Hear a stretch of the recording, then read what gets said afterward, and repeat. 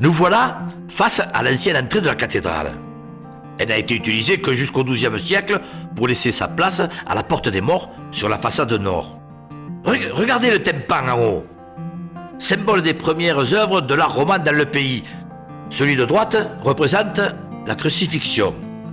On peut voir Jésus sur la croix avec à ses pieds la Vierge et sur les côtés le bon et le mauvais larron. Le bas-relief de gauche, lui, représente la Seine, avec les 11 apôtres à table autour de Jésus et le 12e, Judas, qui se trouve sous la table et essaie de voler le pain de Jésus. Tu le vois ? Ah oui, on voit sa main. Tous les visages ont été martelés lors de la Révolution. Seul le visage de la Vierge est resté intact, pour des raisons ignorées. Maintenant, nous allons voir à travers le mur. Mais il faut prononcer la formule magique.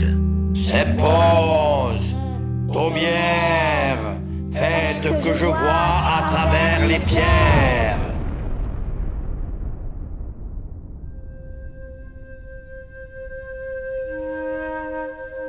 Là, nous sommes dans l'ancien narthex de la cathédrale. C'était comme un hall d'entrée où les villageois, riches ou pauvres, restaient pour entendre la messe. Ils n'avaient pas le droit de rentrer à l'intérieur de la cathédrale? Et non, le droit d'assister et de voir la messe n'était donné qu'aux hommes d'église. La population, elle, assistait aux messes dans l'église Saint-Martin-du-Jord qui se trouve du côté de Thomière. Lorsque le chœur a été détruit, les moines se sont retrouvés avec un édifice à moitié ruiné et il fallait trouver une solution. Tout reconstruire. Ce n'est pas si facile.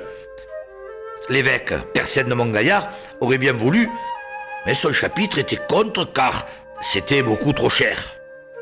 C'est pourquoi ils ont tout inversé à l'intérieur et mis le chœur à la place de l'entrée, d'où ce grand mur que l'on a devant nous.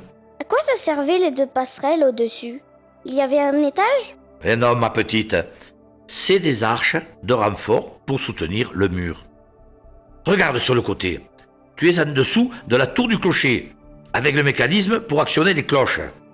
Là, nous avons aussi l'accès au chemin de ronde qui longe l'intégralité de l'édifice. Il permettait d'accéder à la partie fortifiée de l'abbaye. Allons-y, jetez un coup d'œil. Il y a deux chemins de ronde, l'un au-dessus de l'autre. Les fenêtres qui donnaient sur l'intérieur de l'édifice ont été murées avec les différents remaniements de la cathédrale. De ce côté, on a accès au clocher où on a un magnifique panorama sur la ville. Allez, il faut redescendre maintenant. Super, ce passe-muraille. Alors, continuons à faire le tour de la cathédrale.